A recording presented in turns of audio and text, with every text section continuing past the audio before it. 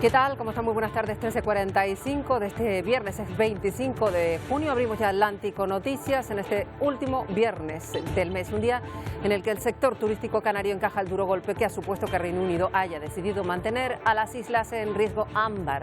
Esto significa que los turistas británicos siguen obligados a cuarentena si viajan a nuestro archipiélago.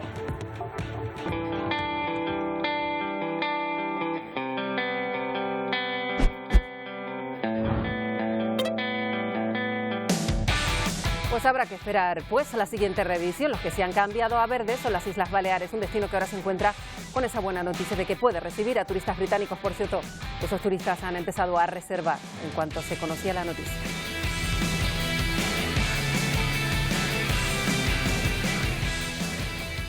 No había demasiadas esperanzas en Canarias, sobre todo por los datos de la isla de Tenerife, pero ya decimos, ha sido otro duro golpe para el sector, Isia.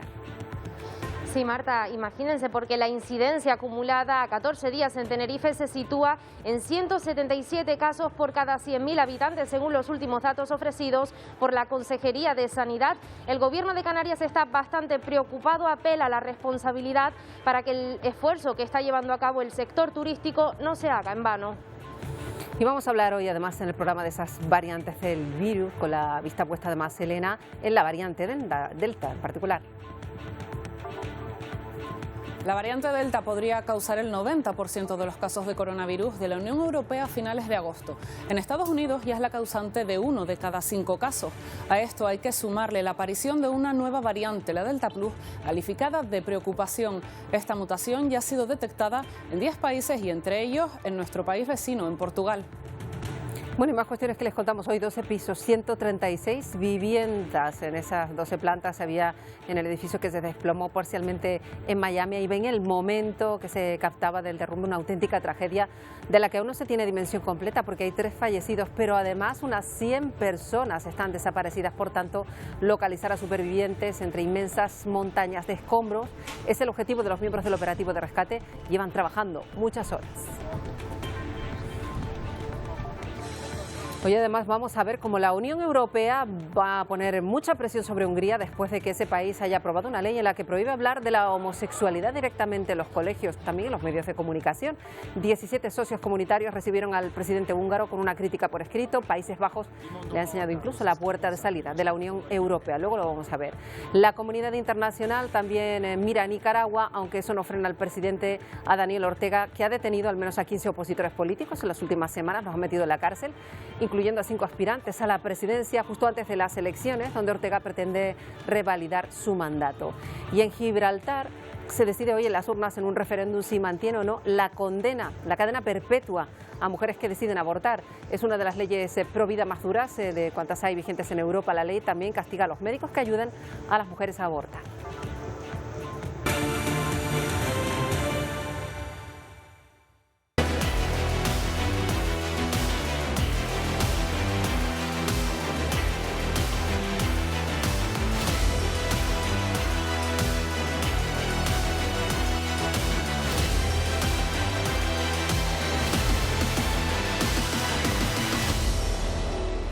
Bueno, pues esta madrugada, a las 0 horas del sábado en concreto, Tenerife va a subir a nivel 3, por tanto van a aumentar las restricciones. Los alcaldes de toda la isla se reunieron anoche con el Cabildo, también con representantes del Gobierno de Canarias. Los alcaldes han pedido más guías para saber cómo actuar y qué medidas pueden tomar en este contexto. También ha pedido explicaciones de por qué los datos en Tenerife están empeorando. El consejero de Sanidad asegura que el próximo miércoles se va a reunir en concreto con el sector de la restauración, uno de los más perjudicados, de la hostelería, para profundizar en la posible adopción de medidas que modulen, que gradúen las restricciones en función de cómo vaya evolucionando los datos, y en cualquier caso sin precipitación.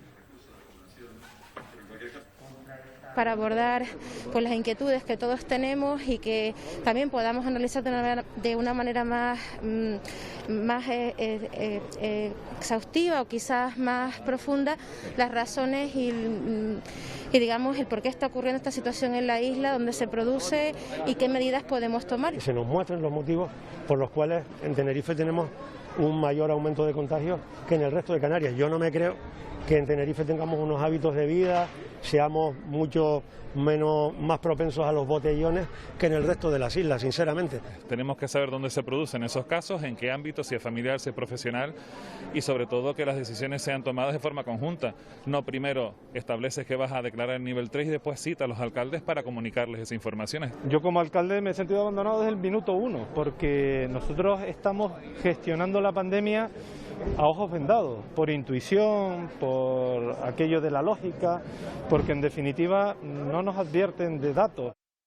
Bueno, una situación preocupante epidemiológicamente hablando en la isla de Tenerife, que ha sido sin duda uno de los factores que ha llevado a Reino Unido a mantener a Canarias en la lista ámbar de viajes. Y el gobierno canario pide que se cumplan a partir de ahora más exhaustivamente las medidas. Así es, y ese llamado también lo ha hecho la consejera de Turismo, Yaisa Castilla, que apela a la responsabilidad para que el esfuerzo del sector turístico que hasta ahora ha hecho y que continúa haciendo no se haga en vano. Canarias por ahora, al igual que el resto del territorio nacional, exceptuando Baleares, continúa en la lista ámbar, también lo hace en las listas de Irlanda del Norte y de Escocia, aunque los ministros británicos barajan la posibilidad de que para viajar a estos destinos en ámbar se pueda hacer, pues se exima a los viajeros que ya estén vacunadas con ambas dosis a hacer una cuarentena de 10 días. Pero por ahora esta medida no se materializará, dice, hasta bien entrado el verano. Por ahora tendremos que esperar otras 3 semanas a que Boris Johnson vuelva a revisar ese semáforo epidemiológico. Hoy mismo tenemos esta nueva decisión de nuestro principal mercado emisor y está en juego también otros mercados potentes como Alemania y como Dinamarca, entre otros. Es que en Canarias lo peor de todo es que estamos preparados y la rabia y la mayor frustración es que estamos preparados y por el mal comportamiento de determinadas personas pues nos estamos encontrando hoy con esta situación. Esperemos que esto lo podamos revertir cuanto antes porque realmente el destino está preparado y me sabe muy mal que después de todo el esfuerzo que hemos hecho entre todos y todas, pues la imagen se pueda ver dañada a nivel internacional. Como habrán escuchado, el Gobierno de Canarias se muestra inmensamente preocupado por esta situación que repercute sobre toda la recuperación económica canaria, pero menos alarmados y más contentos están en Baleares, ya que ellos se han logrado entrar en esa lista verde de Boris Johnson. ¿Cuál es la ventaja? Pues que los viajeros que viajen a Baleares, valga la redundancia, y que vuelvan a Inglaterra, estén exentos de esa cuarentena de 10 días. Baleares está en la lista verde de Reino Unido de destinos seguros. Así turistas no tendrán que cumplir una cuarentena de 10 días al regresar. A partir del lunes, las islas, junto con Malta, Barbados y otros territorios, saldrán de la lista ámbar, color en el que se encuentra el resto del territorio español y que obliga, además de la cuarentena, al pago y realización de 3 test de coronavirus, uno antes de embarcar en el avión de vuelta y 2 más a su llegada a Inglaterra. El resto del país, junto con Grecia, Francia, Portugal y otros destinos turísticos europeos, continuarán por el momento en esta situación, mientras países como República Dominicana o Haití han sido desplazados a la lista roja. Aún así, el semáforo se revisa cada 3 semanas y todos los territorios declarados como seguros penden del hilo del COVID y pueden volver a ser vistos como destinos de riesgo. Pues precisamente en Baleares, concretamente en Mallorca, se ha producido uno de los brotes más preocupantes de los últimos meses y que afecta a estudiantes que estaban de viaje de fin de curso desde varios puntos de España, habían llegado a Mallorca y se está buscando ahora el origen de los contagios. Uno de los puntos puede haber sido este.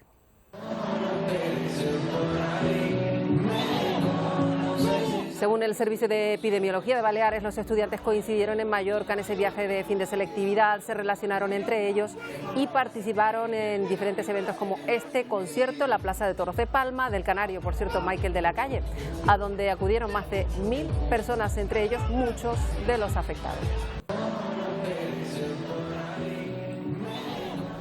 Y el resultado de esta falta de cuidado es que en estos momentos hay brotes detectados en País Vasco, Murcia, Comunidad Valenciana, Aragón y sobre todo la Comunidad de Madrid, de casi 400 positivos que se traducen, por ejemplo, solo en Madrid, en más de 2000 personas confinadas. Sanidad ha hecho un llamamiento a la responsabilidad de los más jóvenes. Desde el CAE, junto con el trabajo de las comunidades autónomas, estamos haciendo un seguimiento pormenorizado. Estamos hablando de un número importante de personas que han sido, en este caso, han sido contagiadas. Es verdad que sin ninguna afección, al menos por ahora, son gente joven, pero es verdad que la relajación de medidas en este colectivo hay que, digamos, hacer una llamada a la responsabilidad. Sobre todo ahora esa llamada a la responsabilidad, porque ya está publicado en el Boletín Oficial del Estado que a partir de mañana las mascarillas dejan de ser obligatorias en los espacios exteriores, eso sí, donde se pueda mantener la distancia. Carolina Darias defiende que esta flexibilización del uso obligatorio debe ser igual en todo el territorio para dar certidumbre a los ciudadanos. A pesar de las recomendaciones que se hagan desde los ayuntamientos o las comunidades, no se podrá multar a quienes en espacios al aire libre y en los que no haya aglomeraciones y tengan distancias de seguridad de 1,5 metros, pues se quiten la mascarilla. Eso sí, hay que llevarla siempre encima, porque va a haber que ponérsela desde el momento en el que en una calle, por ejemplo, haya mucha gente, el transporte público, cualquier interior, supermercados, tiendas o farmacias. Mientras en Turquía están desarrollando, bueno, lo están probando ya incluso, un dispositivo basado en la nanotecnología que diagnostica la COVID-19 en 10 segundos si es positivo y un poquito más, hasta en 30 segundos si los resultados dan negativo. Los reguladores de salud turcos dicen que tiene una precisión del 99%, se usa ya en los alumnos universitarios que iban a su graduación. Se espera que este Diagnovir, que así se llama el dispositivo, reemplace las pruebas PCR debido a su mayor confiabilidad, velocidad y resultados precisos. Panamá ha recibido un 20º lote de vacunas contra la COVID de Pfizer y AstraZeneca. En total, más de 43.000 nuevas dosis. Es importante que vayan llegando esas vacunas a Latinoamérica. Estas lo hacían a bordo de este avión en el Aeropuerto Internacional de Tocumen desde el 20 de enero. Allí se han recibido 1.800.000 dosis de estas farmacéuticas y se está pidiendo a la población pues, que vayan a vacunarse.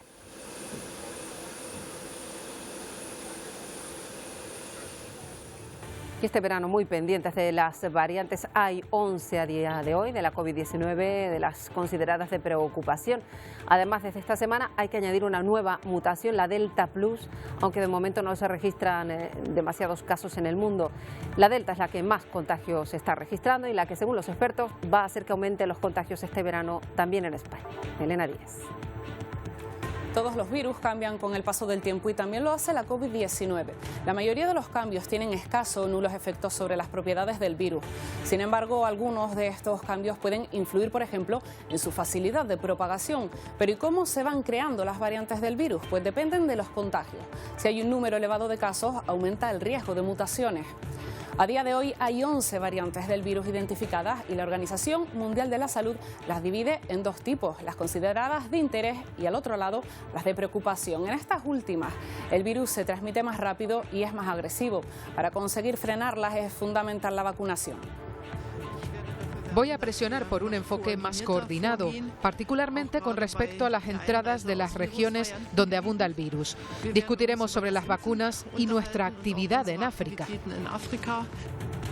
Dentro de las 4 variantes de preocupación detectadas por la Organización Mundial de la Salud, el pasado invierno en Europa la británica fue la que más contagios ocasionó. Ahora, sin embargo, es la Delta la predominante en Estados Unidos y es la causante de 1 de cada 5 casos.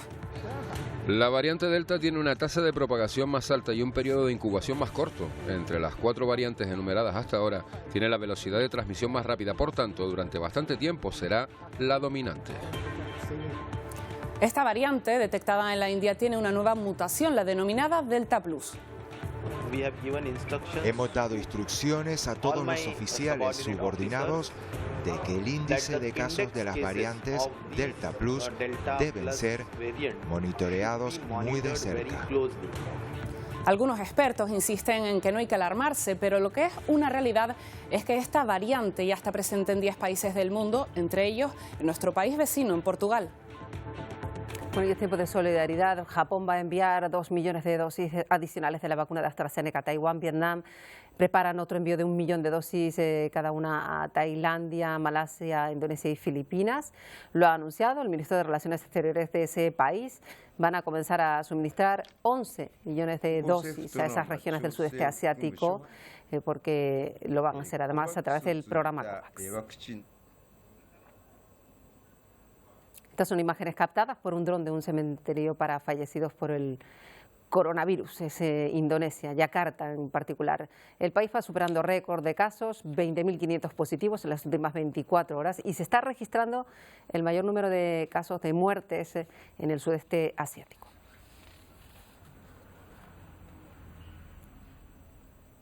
Y en Lisboa se preparan para el primer fin de semana en el que se impone un nuevo cierre perimetral que entra en vigor a las 12 de la tarde, nada, y se extenderá hasta las 6 de la mañana del próximo lunes. Portugal, que estaba también hace unas semanas, pues se encuentra ahora en zona roja según las autoridades. Es una de las medidas para intentar controlar el aumento de positivos que amenaza la temporada de verano de ese país. Para entrar o salir de la capital en concreto va a hacer falta una PCR o prueba de antígenos negativa, incluso el certificado de vacunación. También hay cierre perimetral en el centro de Sydney, en Australia, y los suburbios del este de la ciudad desde esta medianoche. Las autoridades quieren contener el aumento de la variante Delta en la ciudad. Así que las personas solo pueden salir de casa por motivos de trabajo, motivos esenciales, motivos médicos y también salir al aire libre.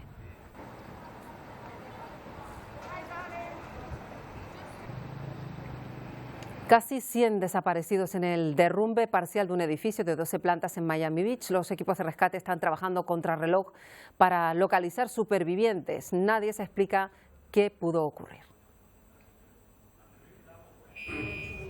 Es el momento del derrumbe de este edificio de 12 plantas y 130 apartamentos frente al mar en Surfside, Miami. De ellos, 80 estaban ocupados. Al menos 3 personas han perdido la vida y 99 se encuentran desaparecidas. Ni siquiera sé si familiares y amigos están bien en este momento. El edificio tembló y luego miré por la ventana y no podía ver. Pensé que era como una tormenta o algo entrando.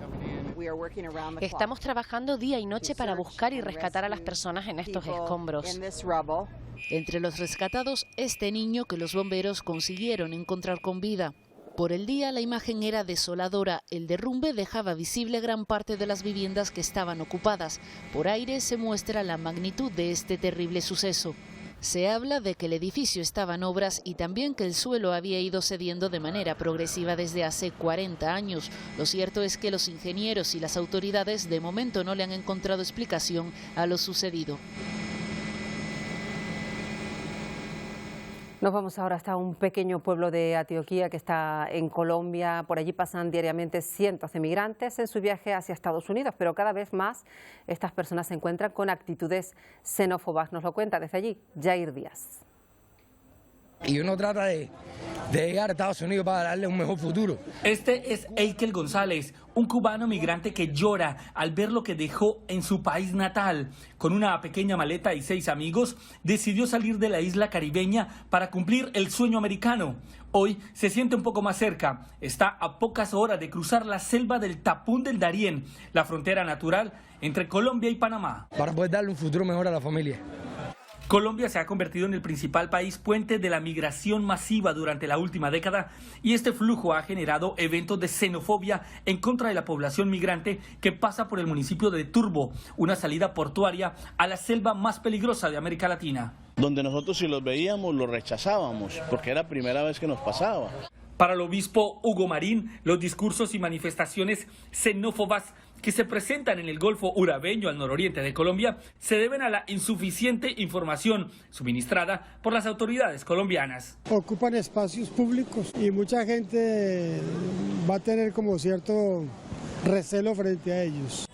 Los incidentes xenófobos que se presentan son principalmente de expresiones verbales contra estos forasteros que llegan a esta población, que es la puerta a la selva del Tapón del Darién, una de las más peligrosas del mundo por sus montañas, por sus animales salvajes y también por los grupos armados al margen de la ley. Jair Díaz, Voz de América, Capurganá, Colombia. La comunidad internacional sigue mirando a Nicaragua. El gobierno de Daniel Ortega ha detenido al menos a 15 opositores políticos. Lo ha hecho en las últimas semanas. Entre ellos hay 5 aspirantes que pueden disputarle la presidencia. Lo hace meses antes de las elecciones en las que Ortega quiere revalidar su mandato. Sería el 4º consecutivo. También hay detenidos un periodista y al menos otras 2 personas. Por primera vez Ortega se ha referido a estos hechos, a estas acusaciones y argumenta que su administración está arrestando y procesando a criminales que estaban tramando un golpe de Estado en su contra. Aquí se está juzgando a criminales que han atentado contra el país, contra la seguridad del país, contra la vida de los ciudadanos. al intentar nuevamente organizar otro 18 de abril, otro golpe de Estado para provocar lo que ellos llaman el cambio de régimen. Bueno, esta situación se ha referido a la ministra española de Asuntos Exteriores, Arantxa González Laya. Ha lamentado que el diálogo entablado con el gobierno nicaragüense no está dando sus frutos de momento. González Laya ha advertido de que no se puede pisotear los derechos del pueblo nicaragüense. He buscado, a través del diálogo discreto, que se reviertan estas medidas. De momento no veo progreso en esa dirección y, evidentemente, España, junto con el resto de Estados miembros de la Unión Europea, está considerando cuáles tienen que ser los próximos pasos. Nos preocupa la ciudadanía nicaragüense, nos preocupa que se estén pisoteando sus derechos. Bueno, y auténtica conmoción se vive estos días en Canadá porque se han localizado las tumbas sin marcar de hasta 751 personas en una antigua escuela residencial católica, ahora ya desaparecida, solo quedan las ruinas. Aún no está claro cuántos de estos restos detectados pueden pertenecer a niños. Un hallazgo que se produce un mes después de la localización de otros restos de 215 niños, esto sí, en otro centro similar. Desde 1863 hasta el siglo XX, bien entrado, 1998, más de 150.000 niños indígenas fueron separados de sus familias, llevados a internados estatales en Canadá, unos colegios que operaba la Iglesia Católica que formaban parte de una política para eliminar la cultura india, algo que fue calificado hace 6 años de genocidio y reconocido como genocidio cultural por el propio gobierno canadiense. Bueno, les contamos una historia que nos llega desde Colombia. Hay un ladrón entró a robar a una vivienda en la que había una familia, un niño. Estaba en ese momento dando una clase virtual. El hombre accedió a la casa haciéndose pasar por repartidor y todo quedó grabado. Este es el momento en el que un hombre que se hace pasar por domiciliario logra entrar a una casa, saca un arma de fuego e intimida a las personas que allí se encontraban, sin importar que estaba siendo grabado por la cámara del computador de un niño que estaba en clases virtuales. El video evidencia el nerviosismo de la maestra en la clase y deja ver el llamado que todo el tiempo le hacía al menor desde el otro lado de la pantalla. Samuel, ven, Samuel, quédate ahí, Samuel. Me dice que en la casa se habían acabado de ingresar un hombre armado, entonces yo salgo corriendo a mirar qué es lo que había pasado.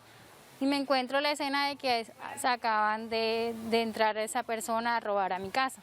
La sorpresa para las autoridades de policía es que el hombre que ingresó a la vivienda no se llevó ningún objeto de valor, solo le apuntó a una caja fuerte donde estaban unos documentos. Dentro de las actividades se pudo establecer de que la persona ingresa a la vivienda mediante la modalidad de engaño.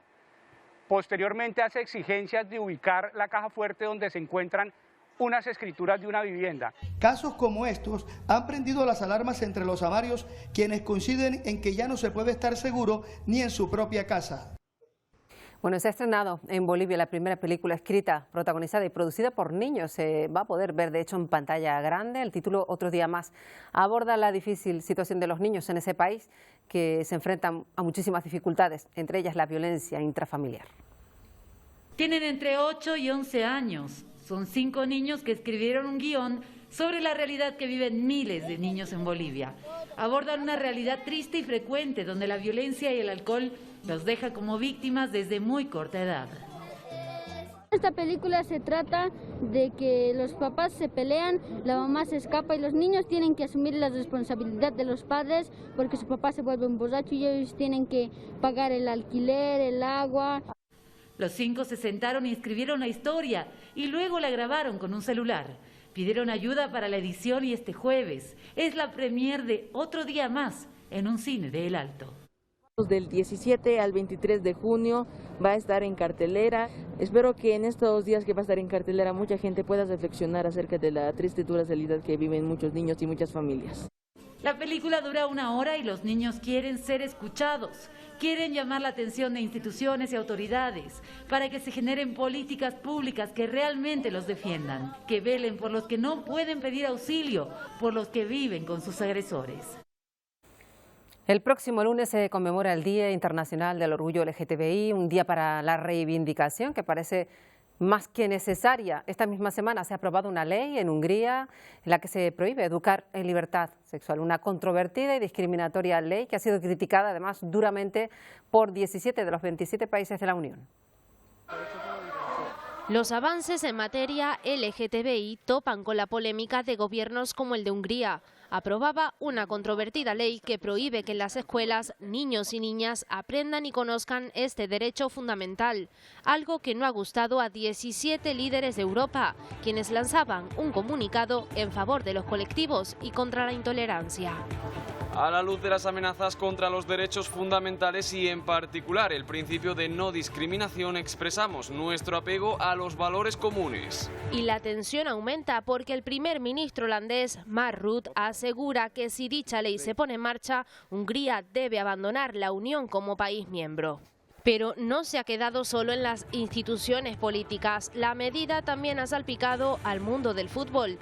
La UEFA prohibía, dice, hacer de la Eurocopa política, iluminando el estadio de Múnich con los colores del arco iris. Una petición del alcalde de la ciudad alemana contra la actitud del primer ministro Víctor Orbán. Y a pesar del rechazo de la entidad deportiva, edificios oficiales sí pudieron iluminarse. Una vez la selección húngara queda eliminada del torneo, la UEFA intenta salir de la polémica y reconoce en este comunicado la libertad de orientación sexual. Para la UEFA, el arco iris no es un símbolo político, sino un símbolo de nuestro compromiso con una sociedad más diversa e inclusiva. Pero surgen muchas preguntas. ¿Qué intereses hay detrás de invisibilizar a un sector? ¿Son reales los avances? Incógnitas para las que colectivos pro diversidad esperan poder encontrar una respuesta. Pues sobre la posición de Hungría también ha hablado el gobierno de España en boca de la ministra, que dice que esta ley de Hungría es muy preocupante. Dice que España quiere defender los valores de la Unión Europea basados en el trato no discriminatorio. Por cierto, el próximo martes se presenta el anteproyecto de ley LGTBI en Consejo de Ministros. Y seremos firmes en la defensa de estos valores. Preocupa y mucho las medidas adoptadas por Hungría por lo que supone de ruptura con los valores fundamentales en los que se basa la Unión Europea. Es el artículo 2 del Tratado de la Unión Europea: igualdad, no discriminación, respeto. Bueno, un asunto que queremos abordar hoy con Silvia Jaén, viceconsejera de Igualdad y Diversidad del Gobierno de Canarias. Silvia Jaén, bienvenida. Muchísimas gracias. Importante analizar el actual escenario esta misma semana, además en la que Televisión Canaria se está sumando activamente a esta celebración del Día del Orgullo, pero que llega un poco manchada con esta ley que ha aprobado Hungría, que ha llamado tanto la atención y que ha provocado ese rechazo hasta de 17 países de la Unión Europea que han sido muy duros al respecto. Quizás sorprende que no sea la totalidad de los países europeos quienes han sumado a un comunicado en el que básicamente se dice, como bien antecedía la declaración, que es que en los principios básicos de la Unión Europea está la no discriminación. Si se permite que un país determinado legisle en contra de los principios básicos de nuestro proyecto europeo común, pues una se plantea, yo me planteo cuál es ese proyecto común. No se entiende que sea sobre esta temática, como tampoco podría ser sobre legislar en contra de los derechos de las personas por su lugar de procedencia, color de piel, sexo o género. Es terrible. No es cualquier cosa, no es una anécdota, no es algo problemático. Es un país legislando en contra de la democracia. Efectivamente, por eso hemos querido hablarlo hoy, por la dimensión que tiene. Ha sido particularmente duro, llamado la atención, las declaraciones de Mark Rutte, que es el presidente de Países Bajos, diciendo directamente que si un país pues aprueba una ley de este calibre, debería directamente salir de la Unión Europea, porque está incumpliendo, ya lo decía usted, señora Jaén, pues directamente lo que marcan los valores de la Unión Europea en sí. La Unión Europea tiene mecanismos suficientes como para, anterior a la expulsión o invitar a la salida de un país concreto de su marco, a hacer cumplir. Sabemos que la mayoría de las ayudas están supeditadas al cumplimiento de los principios básicos. Eso por lo menos se tiene que poner sobre la mesa a la hora de enfrentar las relaciones con Hungría y las ayudas a Hungría. No tiene sentido que con el esfuerzo comunitario de toda la ciudadanía comunitaria, recordemos que los dineros públicos son de toda la ciudadanía y lo que la política hace es regular dónde se gastan, puedan apoyarse medidas que excluyen directamente a una parte de esa ciudadanía. Nada más y nada menos que prohibiendo, para empezar, pues que se hable de diversidad a los niños en los medios de comunicación, o pues haciendo análogos la homosexualidad con la pedofilia, algo tan extremo como eso. Son argumentos que no son conocidos. Lamentablemente cualquiera que nos está escuchando lo puede entender. La analogía de homosexualidad y pederastía, el creer que no hablar de las realidades diversas en una edad temprana hace que esa realidad no se pueda dar, es algo que sabemos. Ocurrió en el franquismo, ocurrió durante la dictadura de Hitler, ocurre en todos aquellos procesos o en todas aquellas realidades políticas que no son democráticas. Justamente la maravilla de la democracia es poder habernos quitado todos esos prejuicios de por medio y permitir el libre desarrollo de la personalidad de cualquier ser humano, de cualquier hombre, de cualquier mujer, de cualquier niña, niño o niña en nuestras sociedades. Prohibirlo no es tanta la prohibición como negar el libre desarrollo de las personas. Hoy será esto, mañana será cualquier otra circunstancia que una lectura fascista decida hacer de los derechos humanos. Yo decía el primer ministro de Países Bajos que esto sería como retroceder 100 años en el tiempo, y una oportunidad de oro pudo haber tenido la UEFA, un escaparate tan importante como puede ser una Eurocopa de la que está todo el mundo pendiente. Pues ahí no tuvo a lo mejor pues la rapidez de decir pues sí, pues dejó poner la iluminación LGTBI en un partido en el que jugaba precisamente Alemania contra Hungría, una manera de hacer más, pues más alto el mensaje, ¿no? En mi opinión particular, ante la defensa de los derechos humanos no existe la equidistancia, no se puede ser neutral. O se defienden o se permite que se vulneren. Y esa es quizás la principal crítica que se le puede decir a la UEFA. No estamos en cualquier momento, no estábamos ante cualquier partido, y había un país anfitrión y una sede anfitriona que quería dejar claro que esa defensa que la UEFA dice hacer también de la igualdad y la diversidad se lucía con orgullo y con bandera. No puedo compartir su decisión de no iluminar el campo, como sí puedo alegrarme por la respuesta maravillosa que tuvo el país anfitrión Alemania, que iluminó muchos otros estadios, que repartió banderas del arco iris y que mayoritariamente nos ha dado para conocer cuál es el sentir mayoritario de las y los políticos de Alemania y de otros muchos estados, y del sentir mayoritario de la ciudadanía, que no entendemos, que esto ya no es una cuestión de polémica, ya no estamos en ese momento democrático histórico, estamos en el momento de la condena, no de la polémica. No se pueden pervertir la defensa de los derechos humanos o conseguir que alguien opine sobre la libertad y el derecho a ser y amar de cualquier otro ser humano. Ya no estamos en ese momento histórico. Bueno, pues nos quedamos con ese mensaje en el contexto de esta semana que es tan importante para el colectivo, y en el que, bueno, vemos lamentablemente que todavía queda mucho camino por recorrer. Silvia Jaén, un placer como siempre. Gracias por atendernos. Un placer. Gracias y buenas tardes. Bueno, es lo que nos ha contado la viceconsejera de Igualdad, y vamos ahora a hablar de la ley orgánica de regulación de la eutanasia que entra en vigor hoy mismo. Desde hoy, cualquier persona mayor de edad con una enfermedad grave, incurable, que padezca un sufrimiento constante e intolerable, así se define, va a poder solicitar ayuda médica para morir. Entra en vigor la ley de eutanasia en España. Desde este viernes, cualquier persona mayor de edad con una enfermedad grave e incurable y que padezca un sufrimiento constante e intolerable podrá solicitar ayuda médica para morir. Preveemos que en el primer año, incluyendo lo que queda del 21 y el próximo año, el 22, las solicitudes ronden como máximo unas 4.200 al año. Es una ley que a mí me parece muy importante, pero su utilización será minoritaria. Desde ahora, la prestación para la ayuda a morir forma parte de la cartera básica del Sistema Nacional de Salud. El paciente podrá recibir la eutanasia unas 5 semanas después de solicitarla, tras ser informado de las distintas alternativas y de los cuidados paliativos disponibles, y después de confirmar su voluntad de morir al menos en 4 ocasiones a lo largo del proceso. La ayuda para morir podrá realizarse tanto en centros sanitarios públicos, privados o concertados, como en el domicilio del enfermo. Y la ley contempla la objeción de conciencia para los profesionales sanitarios que participen en el proceso. Aprobada por el Congreso el pasado 18 de marzo, deberá hacer frente a los recursos de inconstitucionalidad interpuestos por PP y Vox. Con la entrada en vigor de esta ley, España se convierte en el 7º país del mundo en el que esta práctica es legal. Bueno, y mientras en Gibraltar ya no van a condenar a cadena perpetua a las mujeres que decidan abortar, La colonia británica ha eliminado así una de las leyes prohibidas más duras de cuantas había vigentes en Europa. Se había convocado ayer a los ciudadanos a las urnas en un referéndum para decidir si mantenían o no esta durísima condena, que también castigaba a los médicos que ayudaban a las mujeres a abortar. La nueva legislación sitúa todavía muy lejos de otros países de la Unión Europea, pero supone una evolución respecto de lo que tenían en Gibraltar. 380 millones de toneladas de plástico producimos al año, el 50% son productos que se usan una sola vez. Y hay un científico, se llama Thomas Knowles, y ha logrado un material que asegura puede ser alternativo al plástico. Imita, dice, al hilo de la tela de araña.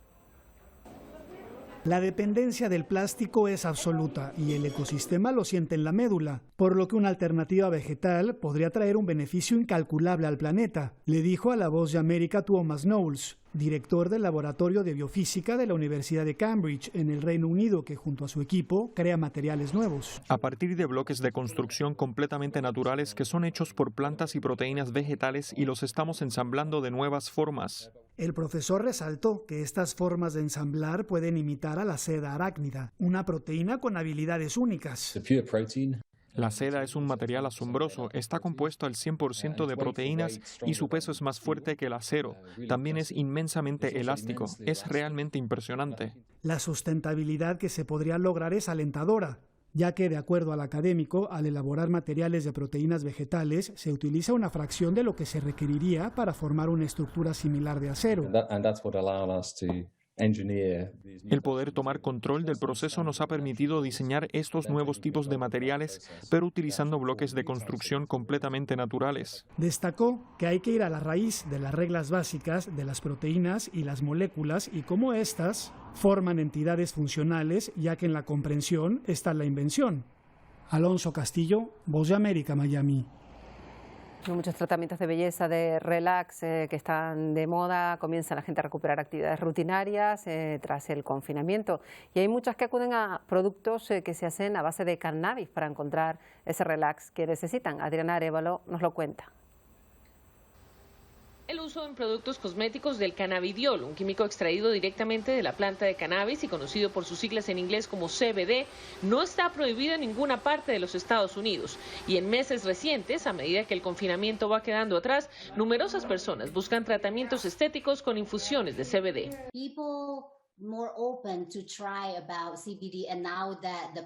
La gente está más abierta a probar el CBD y ahora que muchas más empresas ofrecen el producto y fabrican productos con infusión de CBD para el cuidado de la piel, lo usamos para uno de nuestros tratamientos faciales. De acuerdo con los especialistas, el aceite de cannabidiol es uno de los más buscados y apetecidos en la industria de la belleza y la estética. Por ello, cada vez hay más centros estéticos que ofrecen masajes, limpiezas y otros tratamientos a base del apetecido aceite.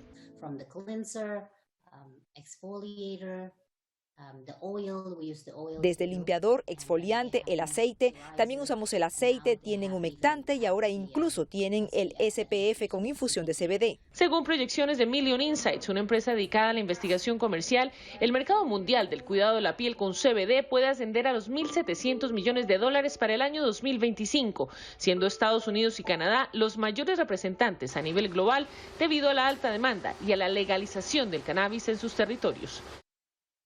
En Filipinas, cientos de voluntarios se reúnen para limpiar un río. El río Pasig está en Manila, uno de los más contaminados de todo el mundo.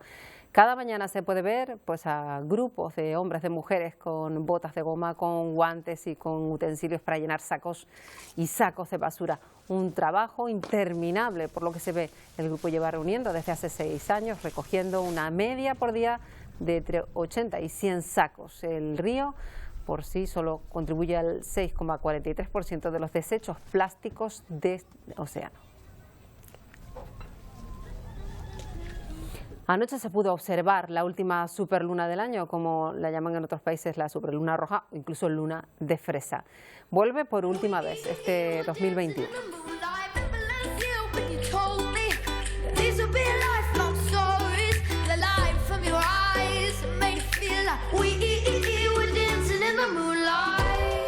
Este fenómeno astronómico es imprescindible, el satélite se aprecia en todo su esplendor y parece más cercano. En Turquía la luna se veía ya bien impresionante, brillaba sobre la mezquita de Candika y otros edificios de Estambul.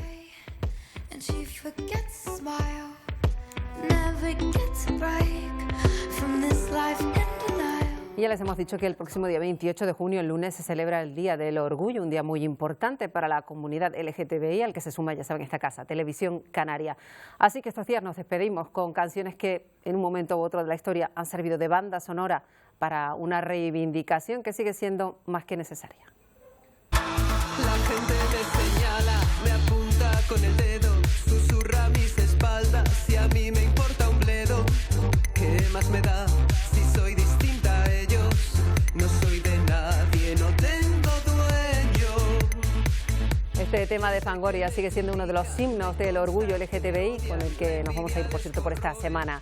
Ya saben que la crónica informativa del viernes en Canarias la tienen en nada, en unos minutos, en el Telenoticias Primera Edición con Isabel Paesa y Paco Luis Quintana. Que pasen un buen fin de semana. Adiós.